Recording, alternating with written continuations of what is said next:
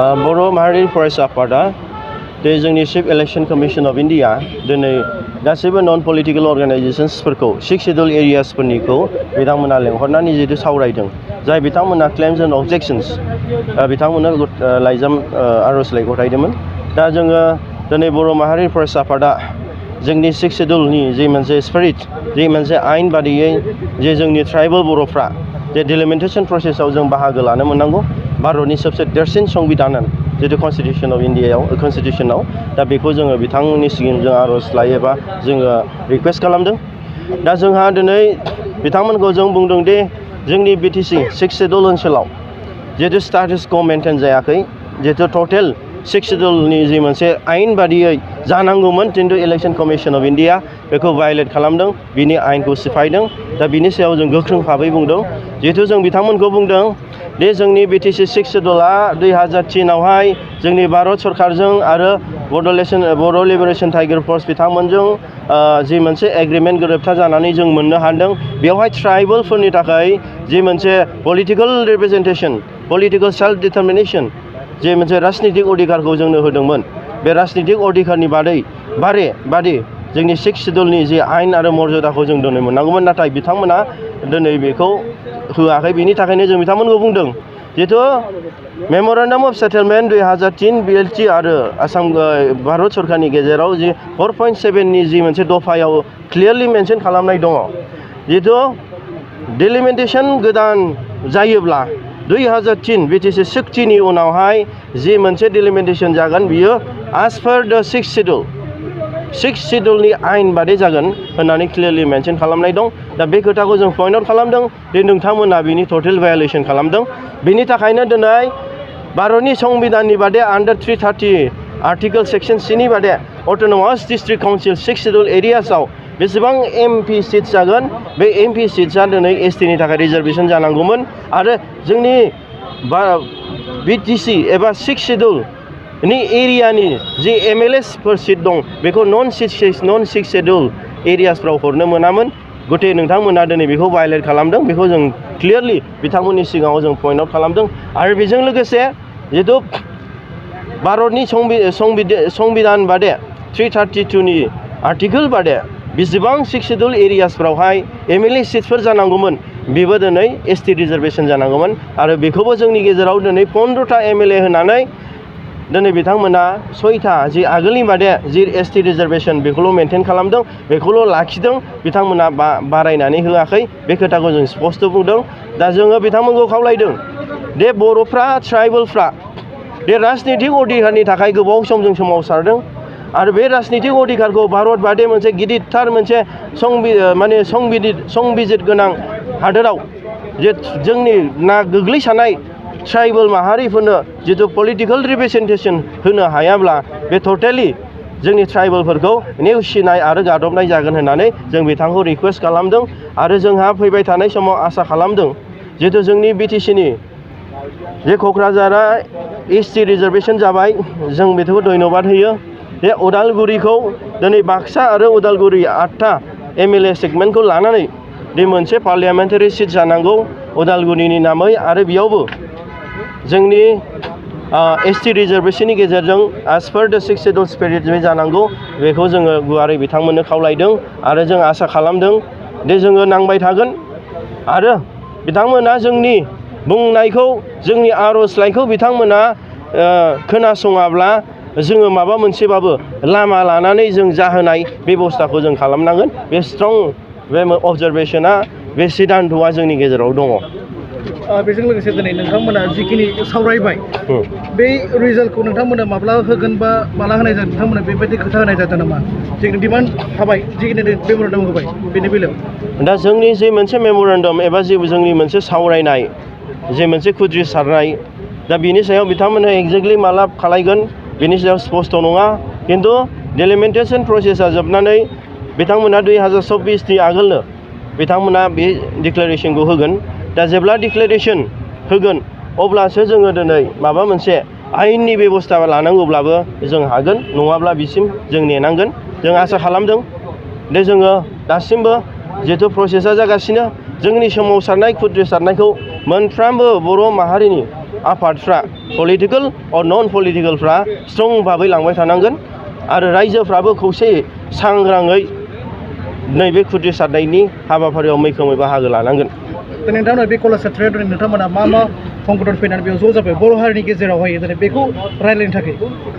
दा जोंनि बर' हारिनि गेजेराव गोबां आफादफोर फैदों जिहेथु सेगमेन्ट मोननै रानदों, मोनसे उदालगुरि ओमफ्राय मोनसे चिरां बाक्सा ओमफ्राय ओरै क'क्राझारजों उदालगुरि एसे भाग खालामदों आरो जोंहा दिनै 6 शेड्युल एरियासनि डिमा हासाव आरो कार्बि आंलंनि बिथांमोना फैदों। दिनै बर' आफादफोरल' नङा, उइदिन द 6 शेड्युल एरियासआव बेसेबां नन बर' अर्गानाइजेसन्सफोर दं आरो बर' अर्गानाइजेसन्सफोर दं, गासिबनिबो क्लेम्स एन्ड अबजेक्सन्सखौ बिथांमोना खोनासंदों आरो बेनि सायाव बिथांमोना नट डाउन खालामदों आरो जिहेतु BoNSUनि जि मोनसे डिमान्ड, बे डिमान्डखौ बिथांमोना मोजां खोनासंनानै नट डाउन खालामदों। जिहेतु जोङो दिनै बिथांमोनखौ बुंदों जोंनि डिमान्डआ as per the provision of the Indian Constitutionनि सायावसो, बे बियो जोङो जाय जिनिसखौ आनकनस्टिटिउसनेल बेखौ जों डिमान्ड खालामाखै, जों जि मोननांगौ बेखौसो जों क्लेम खालामदों, बेखौ स्पष्ट जों बिथांमोननो होदों। आं नोंथां मोनसे सोंथि खालामबावो, बेजों लोगोसे जेरै जोंनि बर' हारिफ्रा not only BoNSU not only गोबां बिदिनो गोबां आफाद दङ। दिनै बियो मोनसे न'खर, दिनै मोनसे न'खरावहाय गोबां ज' जानांगौमोन, दिनै जों नोंथांमोनखौल' बेयाव ज' जानाय। थ' नोंथाङा बेनि बेलायाव मा बुंनो सानोखि दिनै जोंनि बर' मोनसे न'खर फेमिलिया गावनो थांगासिनो दङ, बेखौ इयुननि थाखाय बेयाव ज' जानांगौ, नोंथाङा माबायदि फोरमायनो सानो बेनि बेलायाव? डेफिनेटलि बर' माहारियारि फरायसा आफादा जाथिनि जिथु गिबिसिन टारगेट, गिबिसिन थांखि आलादा रायजो सोमावसारनायनि थाखाय जों जि नांनो ओंखारदों, जिथु बर' हारिनि गेजेराव मोनफ्रोमबो आफादा दिनै सोरबा जेनबाय, सोरबा सारेन्डार जाबाय, नाथाय बर' हारिया दिनै जेनाखै। सोरबा सासे लाइमोनफ्रा, गोदान जेनेरेसनफ्रा दिनै बे आलादा रायजोखौ जों लांफिननांगौ। दा बेखौ मैखोमै दिनै जों सिन्था खालामलायनानै दानि गोरों दिनै लाइमोनफोर, दानि सेंग्राफ्रा दिनै ज' जाफिनदों। दा बेयावहाय जोङो दिनै आलादा रायजो सोरजिनाय, आलादा रायजो जोङो नांनो थांनायाव जोङो नंगौ जों खौसेयै जों आवगायनांगोन, अब्ला जोंनि थांखियाव जों थाबैनो सहैनो हागोन। आरो दिनै जोङो डिलिमिटेसननि प्रसेसआव बुंनो थाङोब्ला जितु BoNSUनि जि डिमान्ड, बे डिमान्डआ जाहैबाय दि जोंनि BTC 6 शेड्युलाव 15थायाव 15था MLA सिट्सखौ जोङो 6 शेड्युलनि आयेन बादे जि जोंनि मोननांगौ अधिकार बादे जोङो गासैखौबो जों ST रिजार्भेसन बिदों आरो बेजों लोगोसे क'क्राझार पार्लियामेन्टारि सिटखौ STबो बिखादोंमोन आरो दा गोदान उदालगुरिखौबो जों दासिमबो ST बिदों। नाथाय गुबुन आफादफ्रा मा बिदों जों एक्जेक्टलि बुंनो जों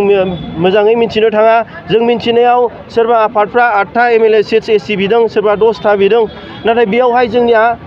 माने जोंनि माखासे फिल'सफि प्रिन्सिपाल्सफ्रा बेयाव मिलायनाय जों मोनाखै आरो बेराफारसेथिं जे राजनितिक अधिकारफोरनि जे डिमान्ड, बे डिमान्डजों जोंनि आफादनि डिमान्डआ मालाबाबो मिलाया। नाथाय नैबे मोनसे फकासावनो जिथु थांखिया मोनसेनो दि जोंनि पलिटिकेल रिजार्भेसननि थाखाय जों नांदों, बे जाहैबाय भारतनि संबिधानजों थांनांगोन, आयेन बादि थांनांगोन। दा आयेननि जोङो खमाव थानो नाङा, जोंनि डिमान्डआ जेब्लायबो गोजौआव थानांगौ, जोंनि डिमान्डखौ जों मोननो थाखाय नाजानांगोन। दा जोङो दिनै डिमान्डखौ गारनानै जों सायाव डिमान्ड खालायोबा बेयाव BoNSUआ गोजोननाय गैया आरो जि मोनसे जोंनि डिमान्ड कमप्लिट जाय हान्जाया उदालगुरि पार्लियामेन्टारि सिटखौ ST बिगोन, बे हान्जाजों जों दङ आरो जाय हान्जाया 15थायाव जोंनि BTC 6 शेड्युलाव MLA सिट्स गासैबोखौबो ST बिगोन, बेयाव जों 100% सापर्ट दङ। नाथाय जोंनि जाथि आरो हारि थांनानै थानायाव जि राजनितिक जि मोनसे एजेन्डास दं, बयबो माखासे पार्सनेलि एबा बयबो सुबुङा बेखौ दोनथ'नानै जाथिनि सार्थआव जों खौसे जानाया खोब गोनांथि। मानो होनब्ला जों दानि समाव जों नुनो मोन्दों दि बर'फोरखौ जि मोनसे जों BTC मोननानै जि मोनसे स्टेजाव फैबायमोन, बे स्टेजनि जौगानाय, रोंनाय, जोंनि रांखावरि जों खामायनो हानाय, न'खर संसार मोजां जानाय, मोजां स्कुलाव जोंनि बर' सेंग्रा सिख्लाफोरखौ सोनो हानाय, दिनै बे अबस्थाखौ नुनानै बै जोंनि ट्राइबेलफोरनि बिर'धि, बर'फोरनि बिर'धि बामोन असमिया मेलेमजिबि बिथांमोना दिनै BTCखौ दंस' खालामनानै दिनै फोजोबस्रांनायनि षड़यन्त्रखौ जों दिनै नुनो मोन्दों आरो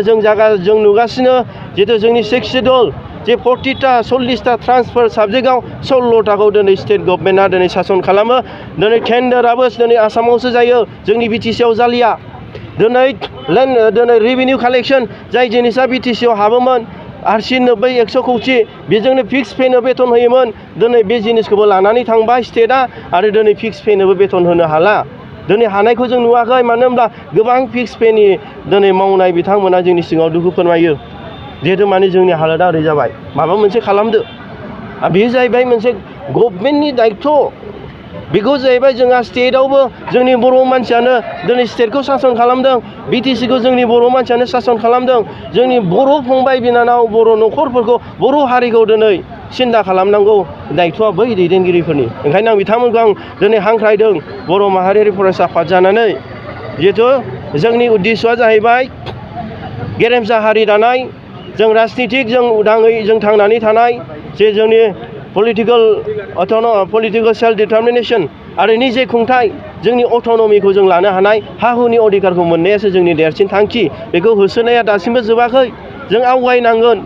लेटबो जानो हागौ गोबावबो जानो हागौ नाथाय जेनेरेसन बाय जेनेरेसन दानि लाइमोनफ्रा जयैनो खौसेयैनो ओंखारनांगोन सांग्रां जानांगोन नङाबा जोंनि थांनानै थानायनि जि अधिकार बे अधिकारा गाबोन समफोरनो गोमालांगोन